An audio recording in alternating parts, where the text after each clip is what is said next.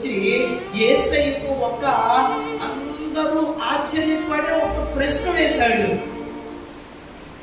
ఏంట ప్రశ్న అంటే, నా సహోదరుడు నా ఎడల తప్పు చేస్తే, ఎవరి ఎడల? పేతురు ఎడల. అంటే ఇప్పుడు మన వస్తుంది మన ఎడల, మన పొరుగు వాడు ఏం చేస్తే? తప్పు చేస్తే నేను ఎన్ని మారులు క్షమించాను. ఎంత మంచి ప్రశ్న చూసారా? ఇలాంటి మాట మనకి ఏమో వస్తుందా?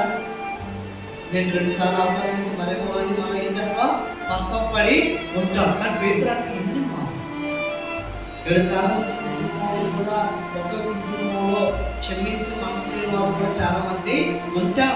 వారి వద్ద క్షమించే మనసు ఉండదు, అక్కడలో క్షమించే మనసు ఉండదు, అన్నదమ్ములు క్షమించే మనసు ఉండదు, దేవుని స్తోత్రం, తాతమ్మకి క్షమించే మనసు ఉండదు, పిల్లలకి ఒకరితో ఒకరు పాటలకి క్షమించలేని మనసు ఉండొచ్చు. అలాగే మనం చూస్తూ ఉంటాం. అది ఆ కుటుంబం పక్కన పెడితే సంఘంలో కూడా ఒకరినొకరు క్షమించుకునే మనసు ఉండదు. దేవుని స్తోత్రం, హల్లెలూయా. క్షమించాం.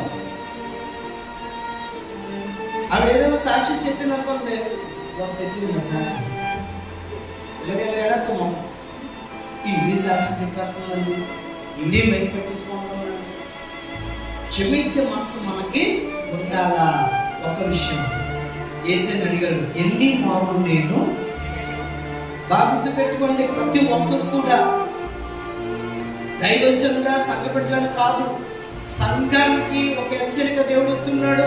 పేతురు అంటున్నాడు, ఎన్ని మారులు క్షమించాలి?